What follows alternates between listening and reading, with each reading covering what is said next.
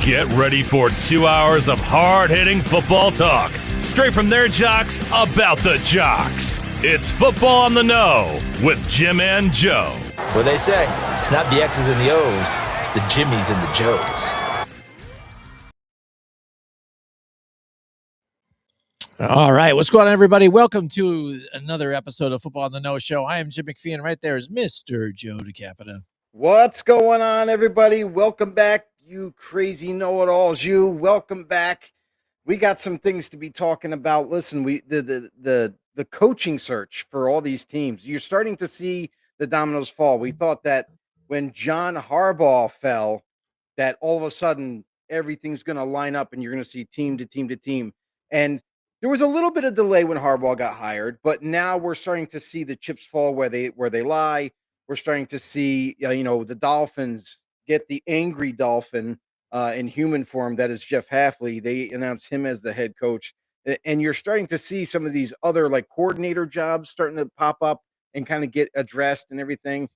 Jim, we just received news that, the Baltimore Ravens have made their decision. And it is the man that was in LA now is going to go from West Coast to East Coast, and that is Jesse Minter.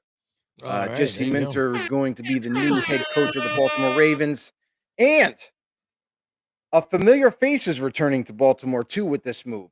Sounds like Greg Roman will serve as the OC once again in Baltimore. So for Baltimore Ravens, I would say you're kind of getting the best of both worlds. You're getting an offensive-minded guy who has familiarity with the personnel there.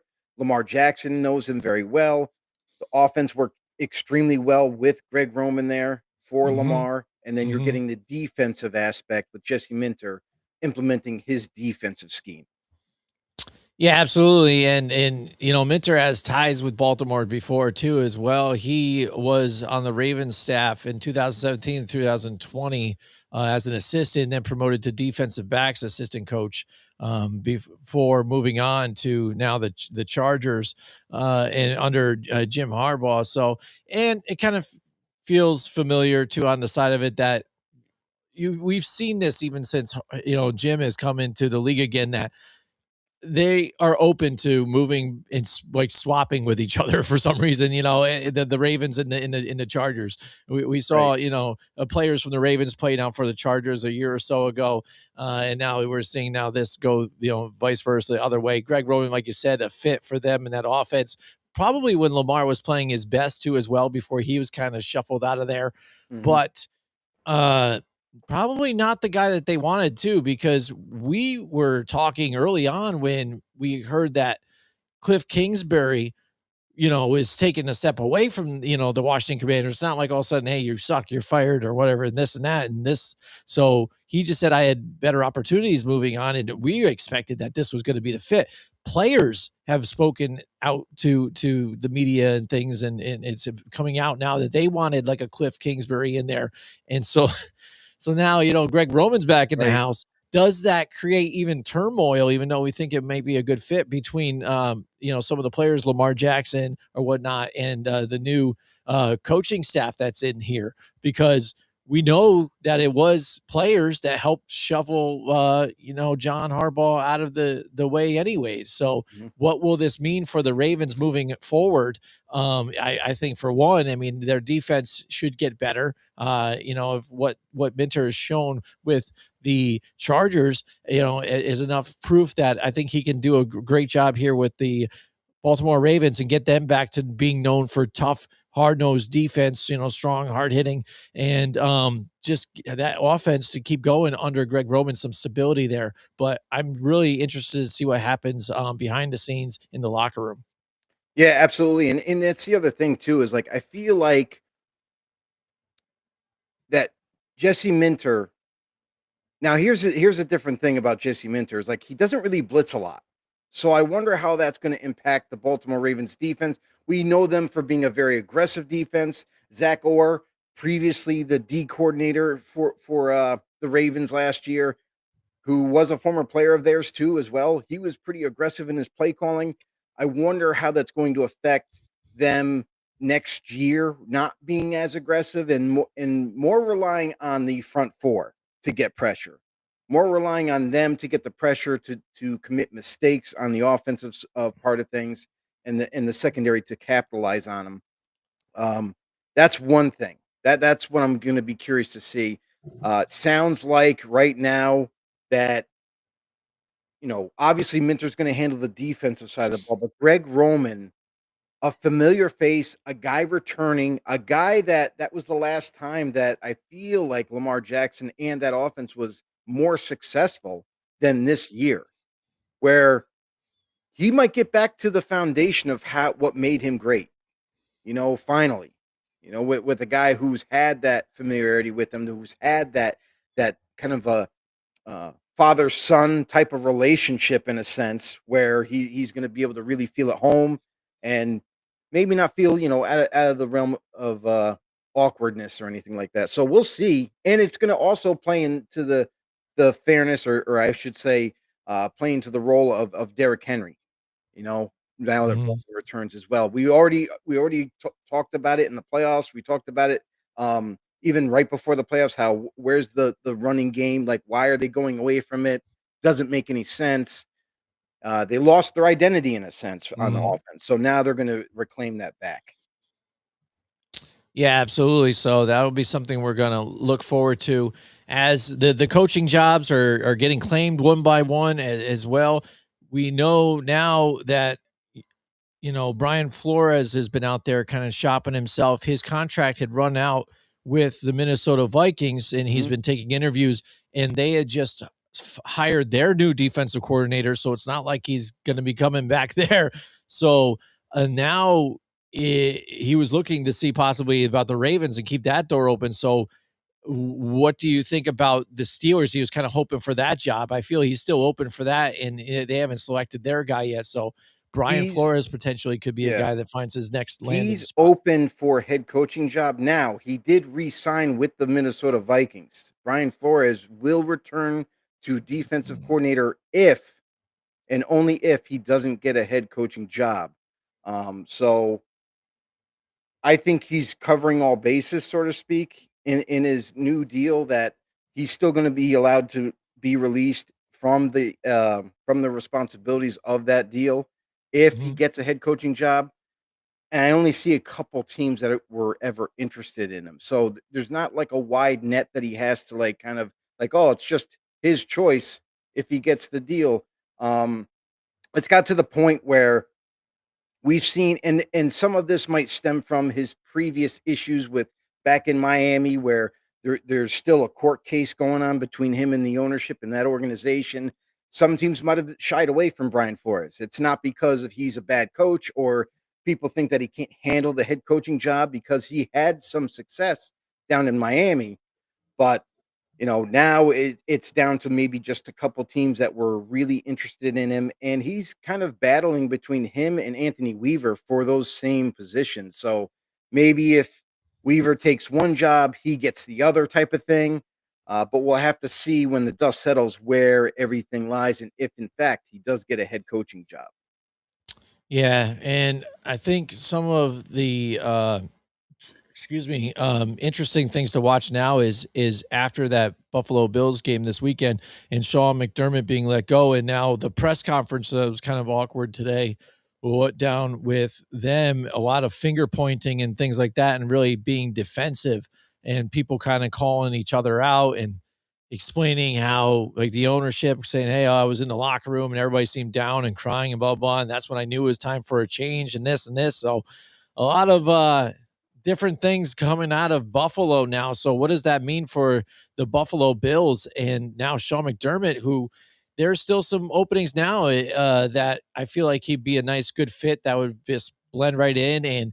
And if you look at the Steelers, what Mike Tomlin they've had, and they've only had what, 4 coaches, I think, in the last, 20, 30 years or whatever in their franchise history. Mhm.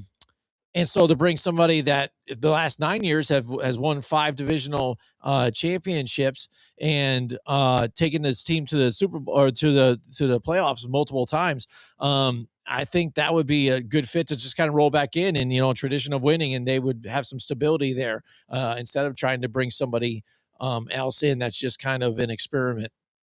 Yeah, I think it's interesting that whole scenario because there has been no rumors Oh, I about Sean know. McDermott. There's None. been nothing about him maybe possibly still wanting to coach.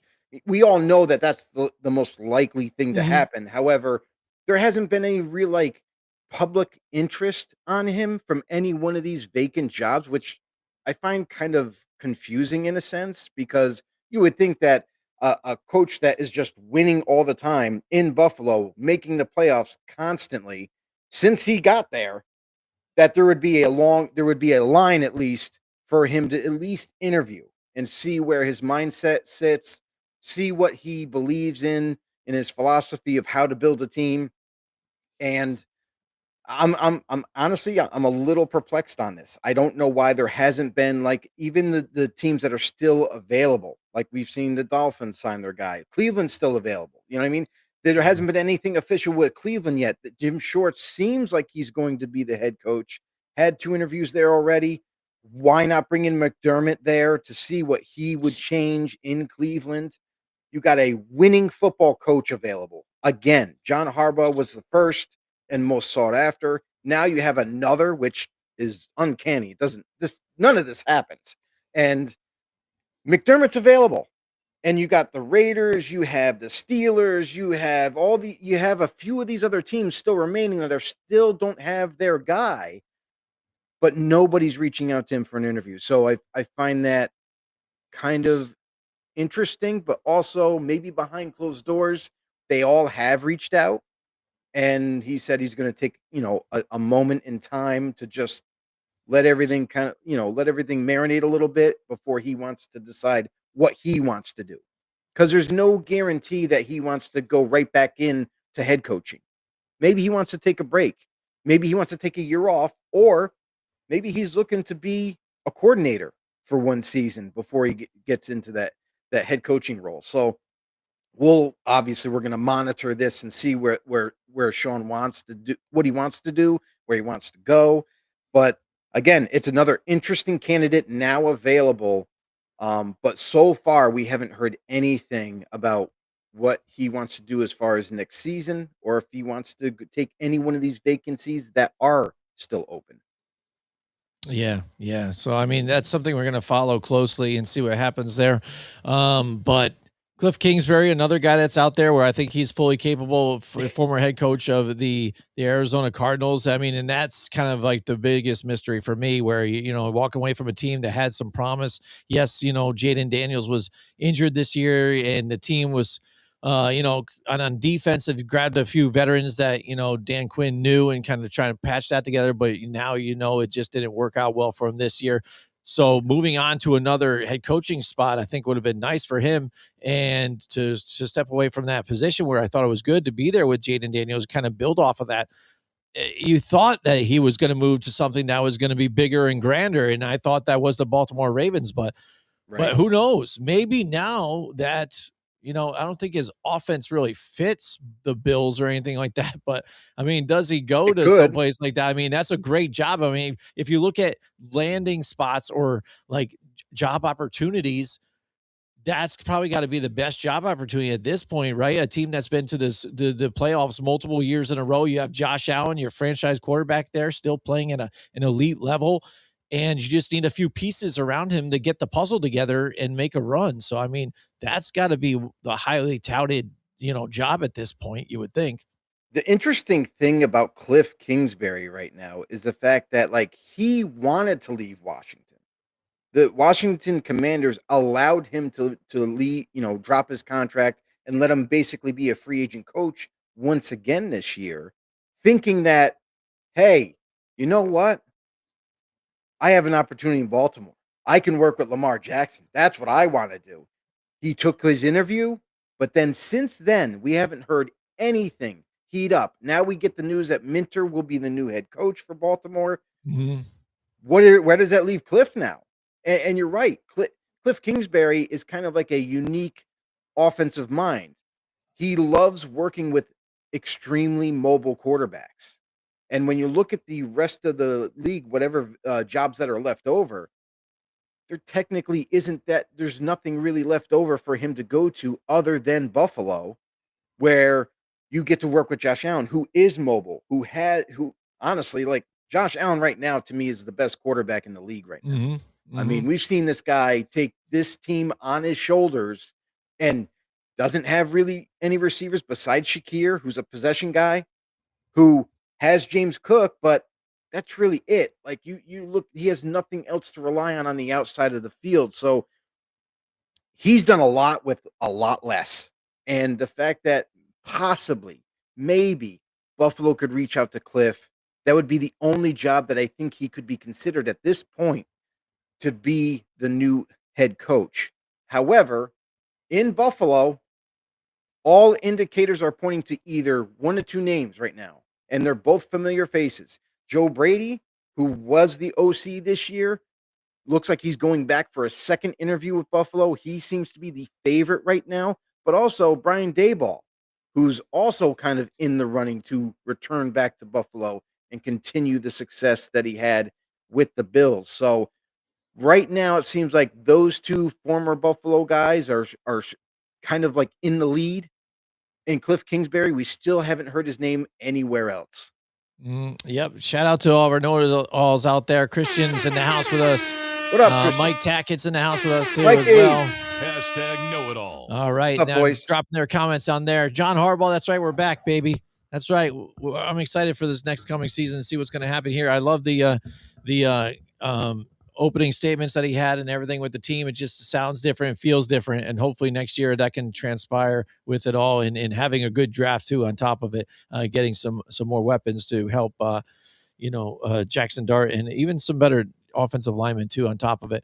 Mike Tackett says again, why is Cliff Kingsbury out there when he's still around with him asking to leave? Why? That's a very big head scratcher. And he also says, before you even brought it up, he's saying that Daboll is the man in Buffalo. That's what sources are saying.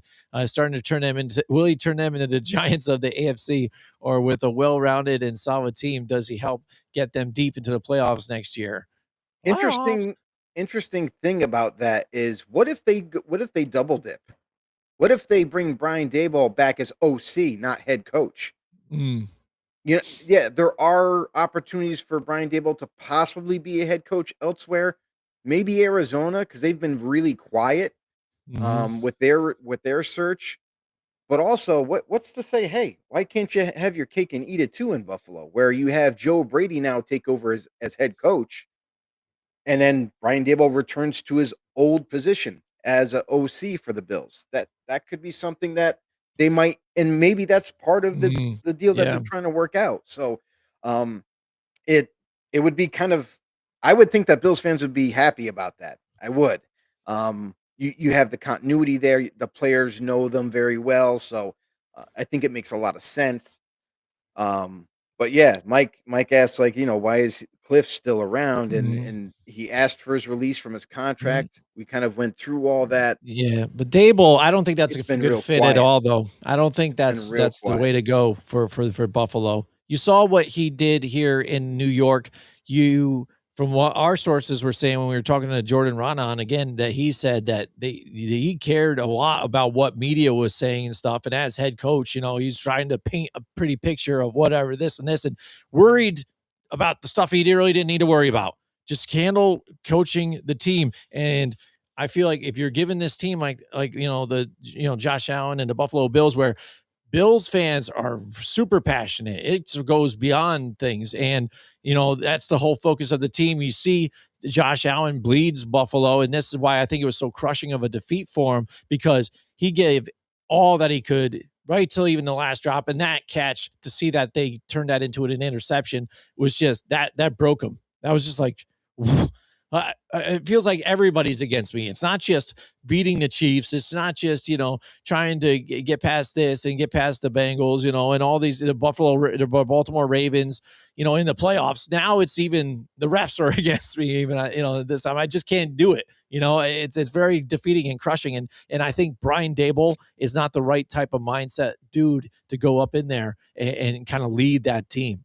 But he I wouldn't be think leading the team. He'd be an OC. Be Right, very different. you're thinking if that's the issue, like they're saying, like he's saying, Mike Taka is feelings for him is that he's going to go in and be the head coach, but I don't think so. I'm thinking if more lines when you said even about elevating Joe Brady, I think that's the better thing. That's the guy that's familiar with. That's the guy that had called those great plays that were making big runs and big catches down the line and forcing them down there to score to make this a game again.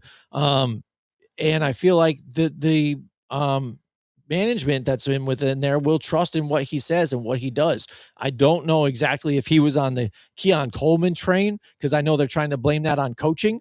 But I think stay with that familiarity. You've already had a guy that had structure, that's had experience. Now maybe you elevate guys that are within your franchise, and that would be good morale for the team on top of it. And get a defensive coordinator in there that can kind of turn this defense around.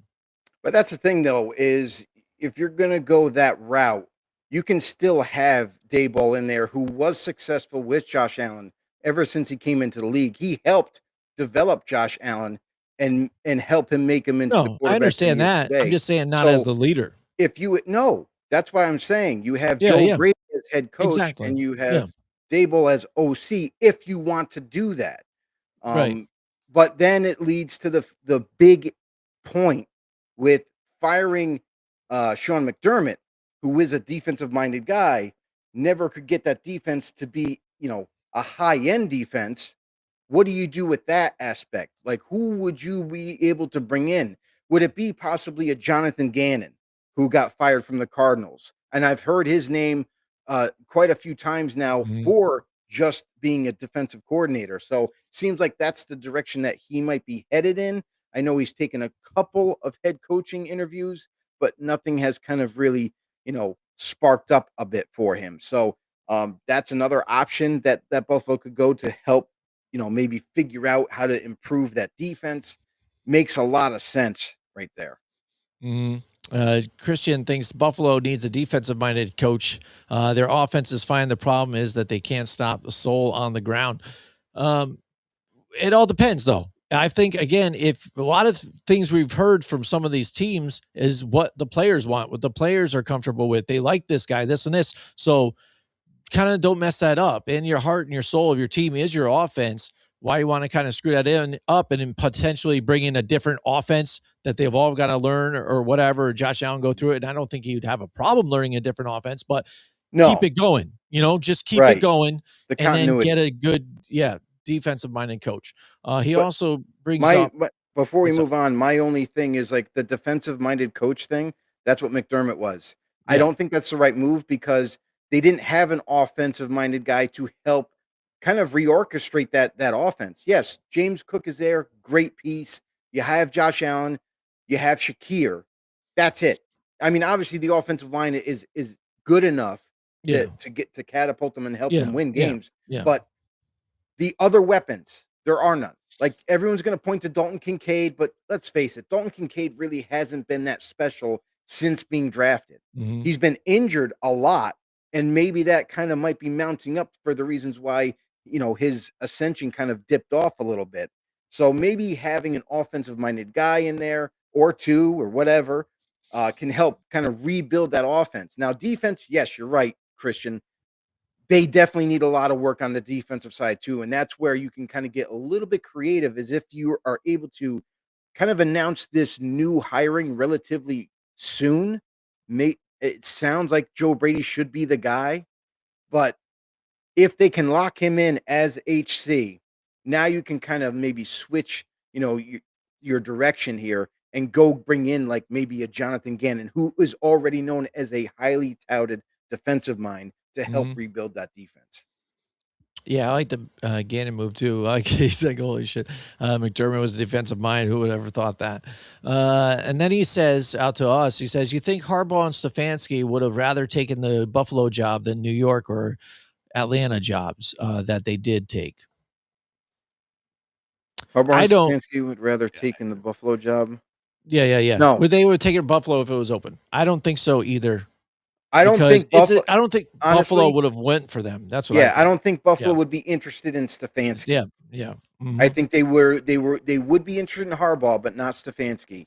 And for where they ended up landing, I feel like it made a lot of sense for Atlanta because with Matt Ryan being newly appointed team president, his goal was not to bring in another coordinator and say, "Hey, maybe this will work." It was more about he wanted a guy with experience, a guy who's been there, done that in that seat. So Stefanski was his favorite guy after those interviews that they had with him. Um, and the Giants job, I gotta say, like I that was one of the best jobs to take. It was definitely one of the best jobs. They have their future in the quarterback position. They have a young stud at running back. They got Malik Neighbors, who's going to get healthy to return next year. It's just a matter of filling a little bit of holes here and there.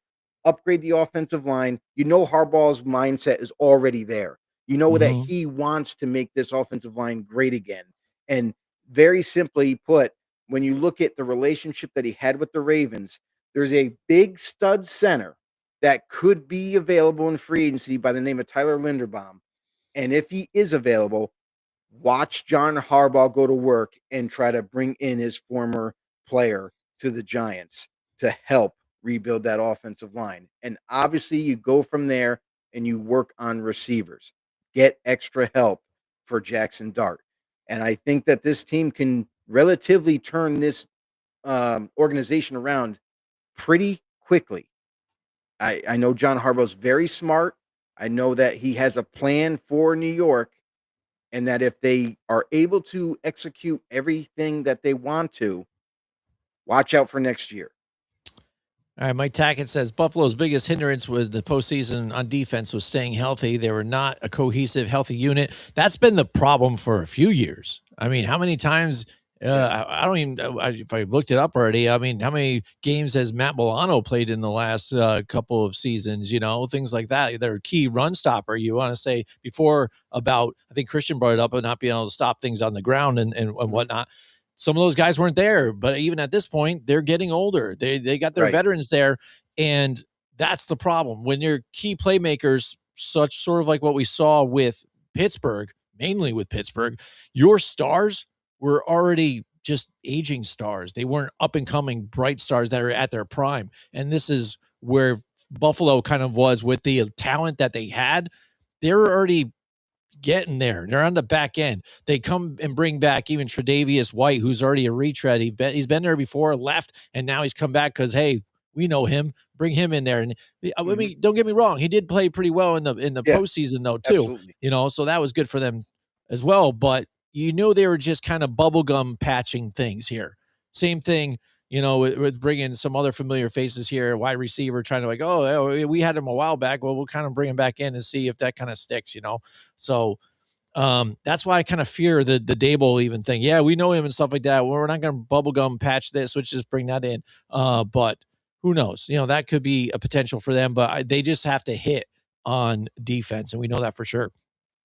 All right, Mike Tackett, he says, what's the say that about this? Oh, what's that say about the situation in Cleveland and ownership when Mike McDaniel took the offensive coordinator job in Los Angeles instead of taking over the Browns? Hard to take that job until they clear cap space. Yeah. I mean that's one of the hurdles they got to get over. But the other thing too Uh, is think about it situationally from McDaniels. Maybe this isn't the best time for him to be a head coach somewhere. He's taken a ton of head coaching interviews. There's no doubt about that, that the interest was there. But I feel like when he was talking with teams, a lot of teams did not like what he had to say for their organization and how he viewed them. You know, if he's coming in and saying, you know, hey, I would like a different quarterback because I don't like the one you have, or my offensive philosophy is going to dictate this, this, and this, and I'm going to need extra players to achieve what I want to achieve. then teams might not be kind enough to be like, all right, well, we see where your point is, but we don't think we're that far off, or we don't like the direction that you want to go with our roster. There could be Mm, a lot of variables where, or he just simply doesn't interview well. mm, We've seen him in the press conferences. He seems like stoned out hippie half the yeah. time, and then maybe teams are a little bit put off by that the way Yeah, he. he definitely got weirder. I mean, before, if you see the before picture, like when he was a coordinator for the 49ers and then kind of got the first, the job with Miami, and then what he looks like now, two totally different people, man. It is crazy. Look, at least like visually, it's nuts. But that Cleveland job is intriguing. I feel like that's why the best fit is Jim Schwartz. He's already been in that organization. The players are behind him as well with that defense and what he's done. That's what they live and breathe by. Now, he can get the best offensive coordinator kind of go in there and kind of work with that. We already know the cap space that they have and the lack thereof, the cap situation that they have and what they've kind of dug themselves into. Mhm. Hopefully within that, and they can dig themselves out of it. And I think winning is part of that. I think winning and getting some other teams to kind of buy in, some other players to buy in on them and whatnot, and to kind of make some moves. I feel like starting to win will change some of that, and then eventually they'll be able to clear up some cap space and move forward. But like you said, there's not too many opportunities where people want to say, "Hey, I want to go take care of that." Where you're limited with goods. It's like all of a sudden, hey, here you get to go on a shopping spree. I'm like, oh, cool. All right, how much do I get? And you're like, oh, $50. And you're like, I can't really buy much. What would I buy? What can I buy a lot of? That's candy. So that's what it seems like to me over there with the Browns. And that's partially why they've been such a bad organization too, is making some of those critical financial decisions that have been incorrect. Well, I think with Cleveland, that was going to be a hard job to sell. Yeah. Bottom line, we knew that they've had a terrible history of going through coaches. They've had a terrible history of how to build a team. And honestly, I'm shocked that not only Kevin Stefanski got fired, but not the GM. Why not the GM who was supposed to be part of rebuilding this team, and offensively they continue to struggle. So part of the blame has to go to the GM as well, and I'm shocked that he also didn't get fired. So they start off on a clean slate, bringing someone else in. Um, Defensively, they're in great hands with Jim Schwartz. I know the organization absolutely loves Jim Schwartz. They really do. And that's why it makes a lot of sense if he is, in fact, the new head coach for Cleveland. I don't think they're going to be able to get any other kind of big name to be able to agree to go to Cleveland. And as you saw with Mike McDaniel, he decided to withdraw his name from the running to be head coach of Cleveland. He's seen the writing on the wall where maybe during that interview process, Mike McDaniel kind of thought to himself, "I'm like, these guys don't know how to do anything here." He might have been put off by that whole interview process and what they kind of were hoping for, what he could do for them, that to the point where he's like, I'm going to take a cushier job, a job that I have one of the better quarterbacks, and the offensive line's an amazing old line when it's healthy. Yeah, I'm going to go do that and kind of help the Chargers out. So, again, Mike McDaniel was kind of seen as a guy who should probably return back to being an offensive-minded coordinator for at least this cycle. Next year could be a whole different year where there's going to be other jobs available, and then maybe he puts his name in the hat of some of those other jobs that he might like. But obviously, the Cleveland Browns was not attractive at all to a lot of big names, and you don't hear them being able to bring in anybody of recognition. Absolutely. And Christian, just to touch on a point that he brings up, he says that he thinks the Bills hold the most wins in postseason by any team to not make the Super Bowl appearance ever. He says he thinks it's like 7 or 8 wins. It's 8 wins for Josh Allen by himself. So he holds that and he leads there, but it is the Buffalo Bills, and the number is 91 total wins. And that was amassed within a 7-year span, 6 years consecutively. So they do hold that record. And that is one thing I think they would like to get off their back as well. We hear about teams, or those the longest span before they even made the playoffs, like the Lions did it, recently and stuff Yeah. like that, finally winning Right. the championship. That's one stat, I think you don't want to see either as Buffalo Bills fans. Like, hey, we made it a bunch of times. We made it to 4 Super Bowls, lost all 4 of those ones, and they're just trying to get over the hump, and that's what I think was so crushing about that loss. On top of it is the fact that Bills fans know this. They've gone to the Super Bowl 4 times, lost all of them. One within, a field goal by the Giants, but and then missing the field goal against the Giants. And then this So last one, consecutive playoff runs, and this one where they felt like it was the closest one. You don't have the Chiefs, you don't have the Ravens, and they come up short again. So I think that's what was just so heartbreaking for the Bills and the fans alike. So Terry Pagula, the owner of the Buffalo Bills, had a statement that came out, and everybody's kind of like a little surprised on why he fired Sean McDermott. This wasn't a decision that was made by a football guy. This was a decision made by the owner who literally has no fucking clue what he's doing, because his reasoning was, and he said it a few times, his reasoning was because directly after the playoff loss, he went into the locker room and kind of got a fixation, or like a sense of like how the locker room felt. And obviously it's doom and gloom. Everybody's upset because they lost. They should have won. Blah blah blah blah. You know, he went over to Josh Allen and tried to console him, and Josh Allen just never responded to him. No, did he even? And Yeah. and the thing of it all is because he got the sense of the room, and how at that point he thought that everybody was so down the dumps that he had to make a decision, and that decision was to fire Sean McDermott, because in his mind they reached a playoff wall, is how he described it. Well, you got rid of a winning football coach who gets you to the playoffs. I'll take that over not making the playoffs in a number of years. Mhm. I mean, what are we doing here? Isn't it about to at least have an opportunity, make the playoffs, see what happens then? But when you look at this Buffalo Bills roster, Jim, we've said this from the last offseason. We said that this team is not equipped personnel wise to win a Super Bowl, let alone make it to the Super Bowl. It's been all Josh Allen to do whatever he has to dig way down deep just to fight out and get a win, just to get them into this position to where they were were able to make the playoffs this year. So if you don't really have the team to win in the playoffs, let alone make the Super Bowl, but you have a really, really good football coach, why would you fire him? Why not continue to rebuild this team? Because that's what it needs. You look, Jim mentioned it earlier in the show. Defense aging, bringing in old veteran free agents to kind of band-aid a position because they want to win now.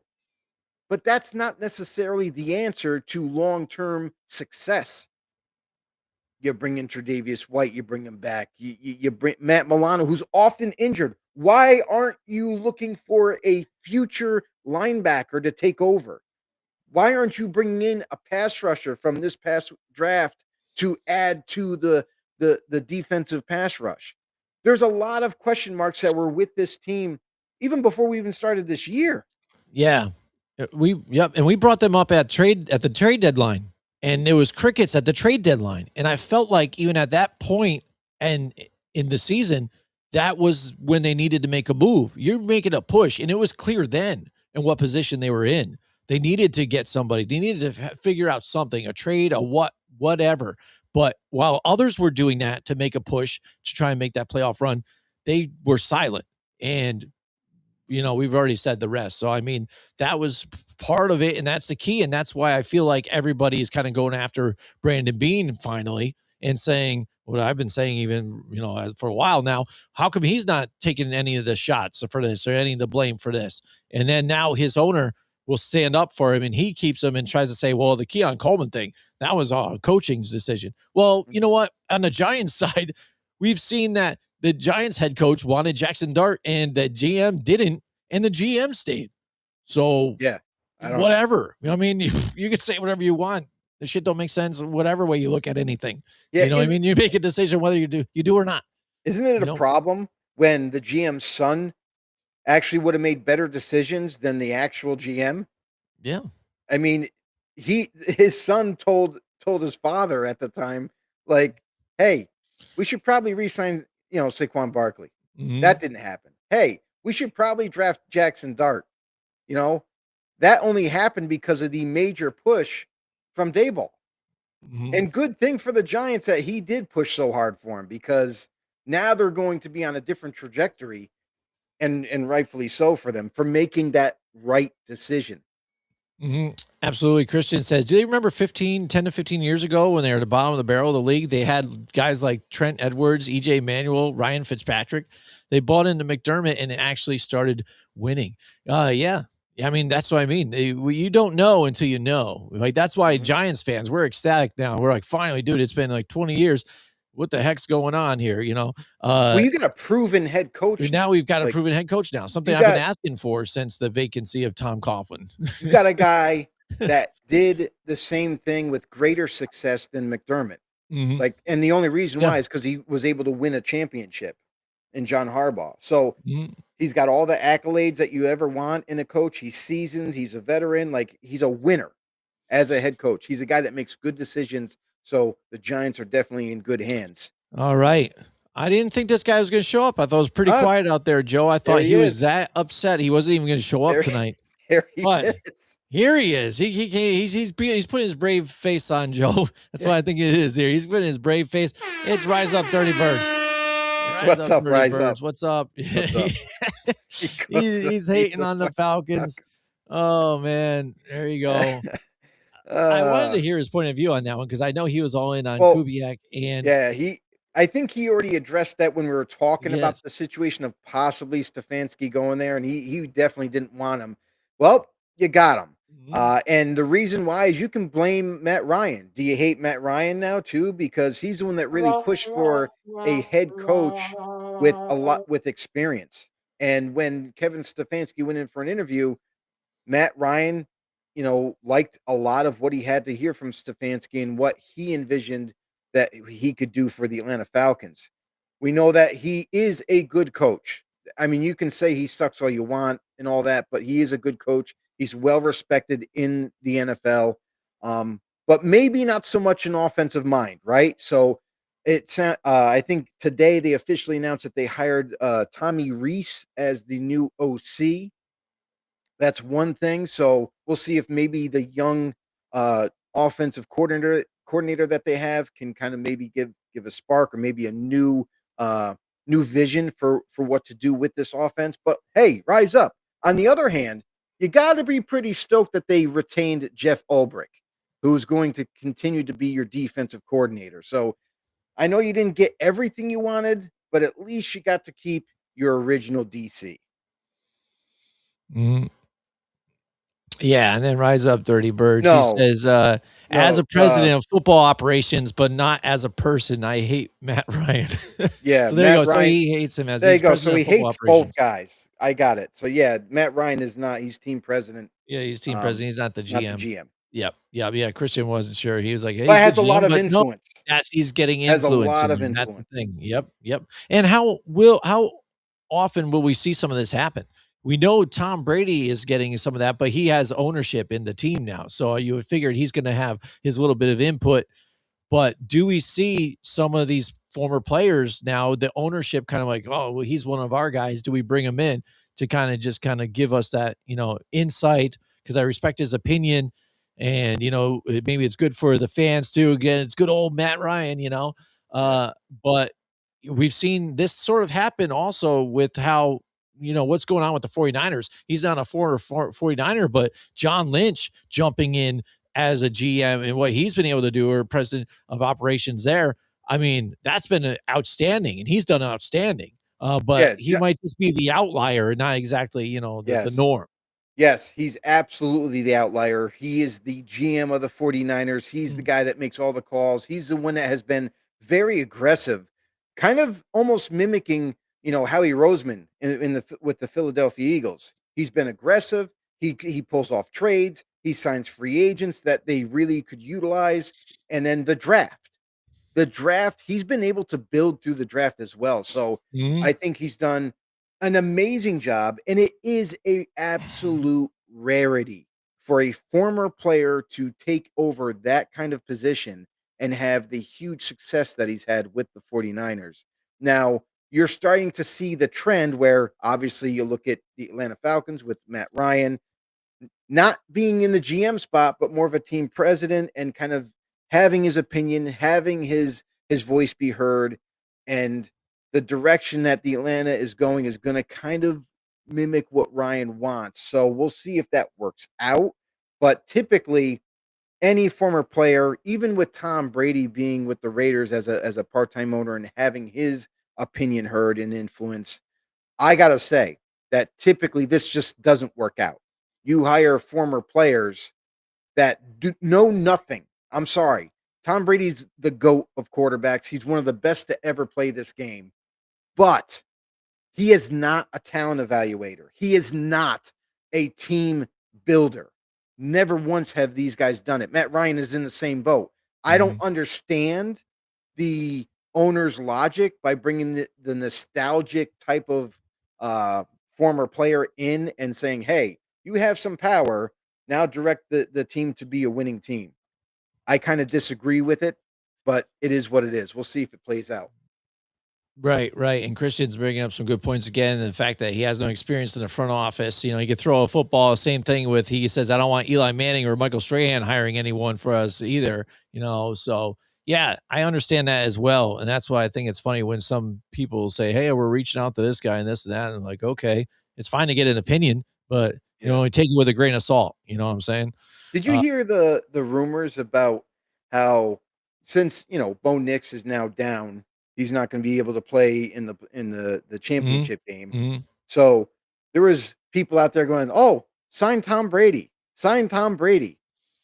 Listen, you morons, you can't sign Tom Yeah, you Brady. can't. He is an owner now. He Yeah, can't come you can't. back. No, no. I don't No, he's understand not like the Antonio Brown who mentality keeps here. saying like, "Yo, I'm an owner, but I'm gonna suit up," like, Like you oh man, can't. You no, can't. no.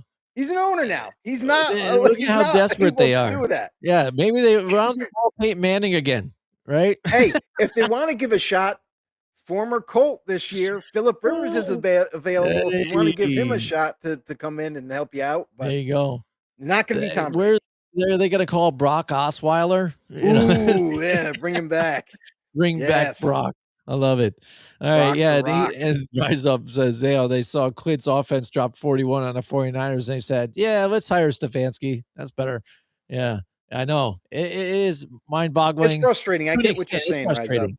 We Not do really get you. mind-boggling, but we understand that's what decision they could have gone to. Mhm. After having a couple of retreads or experiments, they went with experience. So I mean, and Right. that happens. You see this balance go back and forth with teams. That's why I think Yeah. the Buffalo Bills job is going to be intriguing, and what they direction they go in, and whether it's within in the same house or whatnot. So yeah, Gotcha. yeah. So there you go. As we follow the coaching carousel, it's going to get crazier still and keep going. And as the season comes to an end and we move into the off season, I think it'll be fun to see how these coaches prepare who they're looking at maybe in the draft and what they do and bring in this team. And then we can speculate and kind of do our little predictions of now these head coaches are in these new spots. Who can turn the team around quicker? Who has the best shot of turning the team around with where they went? Because I think some Mhm. of those jobs are really interesting and some might surprise you in how fast they can turn some things around just with a few different pieces.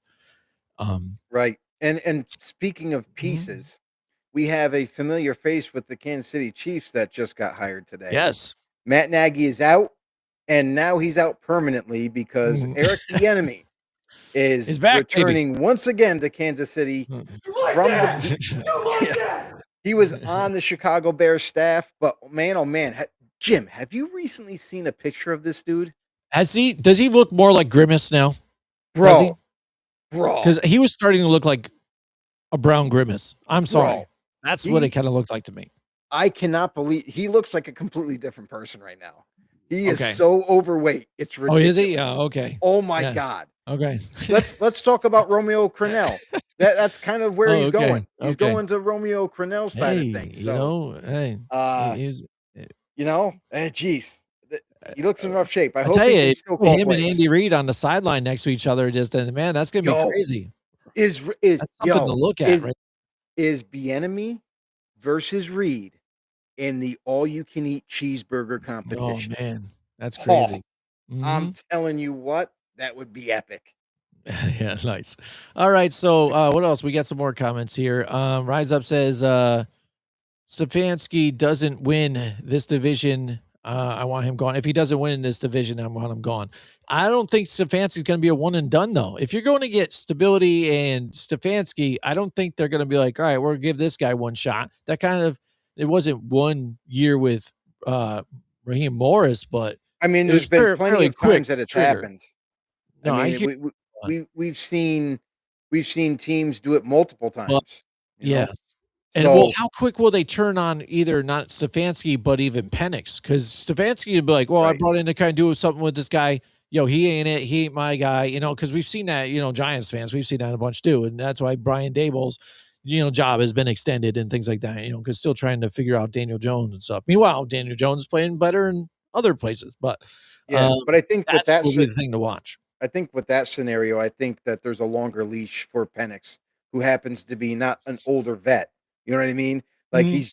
he's there. He has shown promise. However, we talked about it before. This guy can't continue to get injured Mhm. and miss time for this team. Otherwise, he will be out. There will be no Michael Penix to be heard of because they'll just be done with it. That with Atlanta, That it's hard to say with Stefanski because he had a very long leash in Cleveland, very long, almost too long, to be honest. I think this is an overdue move for Cleveland Browns, but for Atlanta, I feel like they're going to be a little bit more patient, unless it's an absolute dumpster fire. If he comes in here and he's not able to do a little bit better, even if he gets one extra win more than what they have this year, I feel like he'll be returning. But if it's an absolute dumpster fire where they only get like 1, 2 wins, something like that, then I could see the argument for him being one and done because it got worse. It didn't get any better. Yeah. And I think he's coming in at an interesting time in that division because when he was with Cleveland, obviously he still had to deal with teams like the Bengals, good offense, not great defense, but a playoff caliber team at times. The Baltimore Ravens on top of it, the Steelers, all good teams. Yeah. So you had to kind of compete with that. And now he goes to the NFC South to where the Buccaneers, really good team, but they could be trending downwards possibly. The Saints, who are kind of trending upwards now, especially towards the tail end of the season, playing a lot better. They do have some cap space still to battle, but besides that, looks like Shuck could be something for them and the quarterback. And you won't have some of the veterans on the team anymore this year, so maybe that would free up that cap space and they can build there. And the Carolina Panthers also that made a really, really solid run here in the playoffs are performing better too. So he's getting into this division to where the Atlanta's had the opportunity to take the division, and now the competition could be even tighter right now in that division. So he's got his work cut out for him there too. So I think the pressure will be on. Watch what Tampa Bay does for offensive coordinator. If they're not able to bring in a guy who's had success with calling plays, I worry about that team going forward. Not because of personnel, but definitely because of the direction offensively they're going. We already have said our gripes about Todd Bowles and his Yeah. defense. Yeah. It's absolutely terrible. But if you have no offense, they have no chance. Yeah, and Rise Up brings up good points about quarterback throws 3 touchdowns versus New England, and then also the Falcons' most talented roster in the division, probably top 10 in the league. Absolutely, he's got a great spot. Just like kind of when he did, even at the time, I feel like with Cleveland. I mean, you had Nick Chubb at his top spot. In his prime? You at his prime, you had Baker Mayfield there, Yeah. you had Odell, Right. and you had Landry. So I mean, you guys had good talent there too. Yeah. And you had a good Yeah. defense. They Same had kind a of yo scenario. They had a You know what I mean? younger offensive line too back then. That was when all those Mm. guys were young. Yeah, and then Now you that had the Hall of Famer offensive lineman too, don't yeah, forget too. Joe I mean, Thomas. yeah, absolutely. So, Yeah, like I said, very similar type of scenario here, but I feel like, yeah, pressure is gonna be on for him. All right, 100%. so, we've got championship weekend coming up now too. The teams have now dwindled down to 4.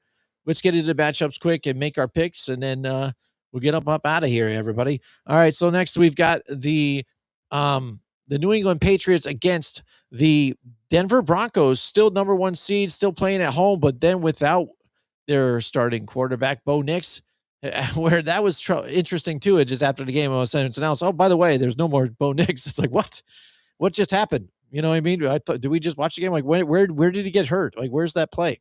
That's the So it thing was is pretty interesting. I thought it was some getting people yeah, some people thought that it was when they kneeled down Mhm. because there's no clear evidence when you go back and look at the film that like there's no indicator like, "Oh my god, yeah, he went down right there." And then you see him limping.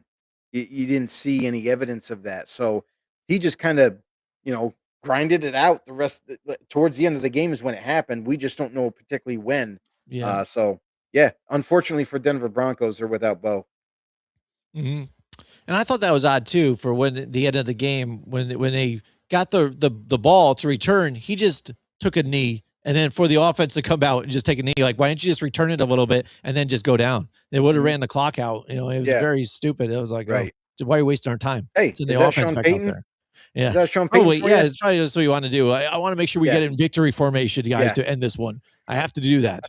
Right? Yeah, yeah, absolutely. You could have So put Stidham in at that point. You could yeah, have put him in to yeah. finish the game. Yeah, absolutely. So next we've got him and Vrabel going at it. Patriots, I think are the favorite at this point too, just because even Bo Nix in the injury situation. I think the defense is going to play really tight. They've kept them in the games throughout the season. That offense still for an offensive minded coach and Sean Payton has been underwhelming. And I don't think Mhm. they're lighting anybody up by no means. They play around the line of scrimmage way too much than I would like. You need to drive the ball down, and they don't seem to do it so much. On the other side, the Patriots are very balanced. Special teams, defense, offense, running, passing. It just after that last game though, too, when you played a tough defense and of the Texans, you're going to play something similar too in the Denver Broncos. The Denver Broncos, without having their quarterback, they're going to be hungry and trying to force turnovers. And Drake May needs to take care of the football, not like what he did, in that pass game. Yeah, this matchup here is kind of like it's going to mirror the same game that the Patriots played against the Texans. Very tough, tenacious defense, an aggressive defense. It's called by Vance Joseph, and they're going to get after Drake May just like the Texans did. They're going to create pressure. He's going to have to try to overcome his turnover problem that he did last week. Can't commit that many turnovers. You can't fumble the ball that often. You can't, throw interceptions. So um, he's going to have a sound game in order for the Patriots to have a chance to win this game. And then on the flip side of it, for the Patriots, the defense is playing at a high level. They are absolutely letting everybody know that, hey, the Texans and the Broncos aren't the only really good defense in the league. We deserve some credit too. So love the players and the mix of players that they have. They've done a phenomenal job. Mike Vrabel and that staff, the GM included, have done a miraculous job in one off season what they were able to accomplish and turn this team around. For the Denver Broncos, Jim's right. Like this offense has not been impressive all year long. They've been able to win games through running the football and doing whatever is necessary passing wise. We've never seen them kind of for the whole game anyway, from start to finish, open up the playbook to the point where they can push the ball down the field. They do that when they have to, not when they should. They should be more balanced and they're not. So it's going to be tricky. I think if Sean Payton goes into this matchup and is too conservative, like he has been, they might be playing a little bit behind the 8 ball. But again, they've relied on this defense. Their defense always seems to come out and get them extra opportunities with the ball, and they grind out games to the point where like they're the winner in the end. Uh, yes, there is a big difference between your starting quarterback in Bo Nix and Jarrett Stidham, your backup. But I don't think it's a drastic difference because Bo Nix really hasn't been that impressive sometimes. And sometimes you're wondering what the hell he's doing, where he's throwing the football. Why is he deciding to throw it there in double coverage when there was a guy wide open just sitting 5 yards down the field off to the Yeah. side? So Yep. we'll see with Stidham now. He's a different quarterback. He's kind of similar in the fact that he has legs. He doesn't run just to run. He has an arm. He is accurate. We've seen him have some minor success when he was given the opportunity. Now, is the stage too big for him? Because this is the big stage now. You're in the playoffs. So my key thing Yeah. for Jarrett Stidham is to limit mistakes, if not eliminate them completely, and then rely on this defense like they always have been. So, Yep.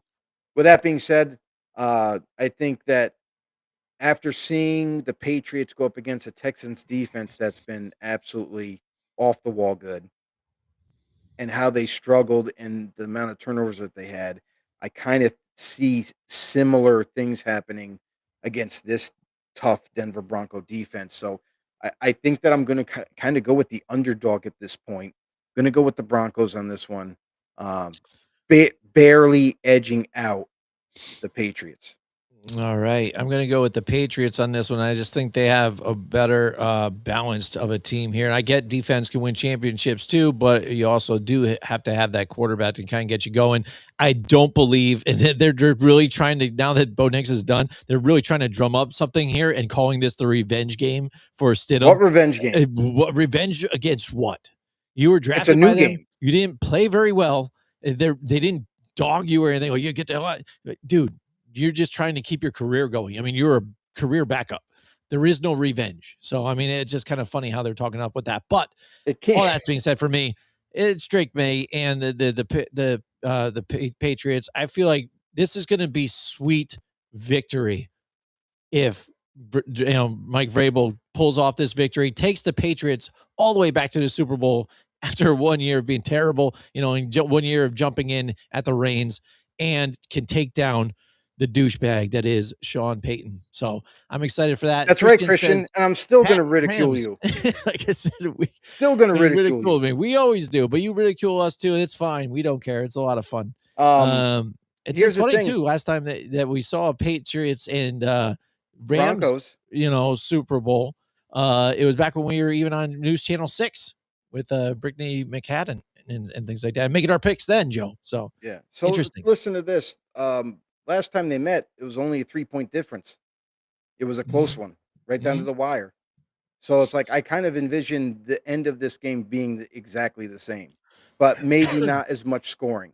Like it was 26-23 when they faced each other. Yep. I don't think it's going to be like that. It's going to be a lot lower scoring than that. So it's going to be a great game, though. I think. We just now, hope the referees don't get too involved in it. Oh, they will.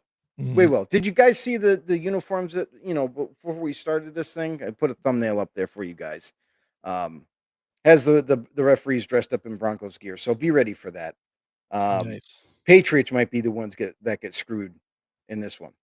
Yep. All right. So next we've got the Rams and the Seattle Seahawks. Seattle at home, and right now Seattle looks like the juggernaut. You talk about teams that how they're playing going into the postseason, and these guys are on a tear. And then you follow them after they have the bye week. A lot of that number one seed comes out a little lethargic, after having that week off. You rest your players, sure, but sometimes it doesn't work out for them. How motivated are they? They're like, hey, how much do they take that? Hey, we're the number one seed. We're coming in here, we're kind of amped up, but then they're not ready to run into a buzzsaw of another team who's been hungry.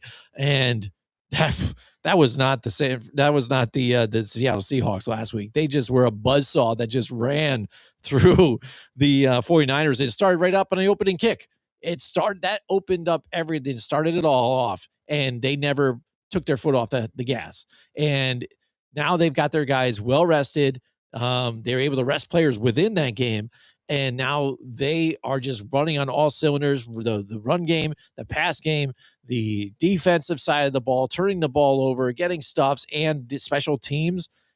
where now you're facing a Rams team who has kind of been backdooring it into this postseason as well. Not exactly on losing streaks, but that offense just not doing anything. It's a head scratcher because you see the talent, see the tight ends that they have, Parkinson out there on top of it, the two running back tandem that they have, the wide receivers and Devontae Adams. Devontae Adams, here's your shot to make it to the Super Bowl. Get open, buddy. Catch those catches that you're supposed to be making. No drops, and then Puka Nacua getting the coverage and things like that, but he's still gonna make his plays. But the last two games, a little quiet. So this is gonna be an interesting game, and it's gonna be an uphill climb for the Los Angeles Rams. Yeah, and Puka Nacua does get his stats, but the thing is it takes more than one man to Yeah. to get that win. So Matt Stafford has not been playing the best of football recently, and you talk about the Rams backing into the playoffs. Well, at the end of the season, this team looked vastly different than what they did in midseason form.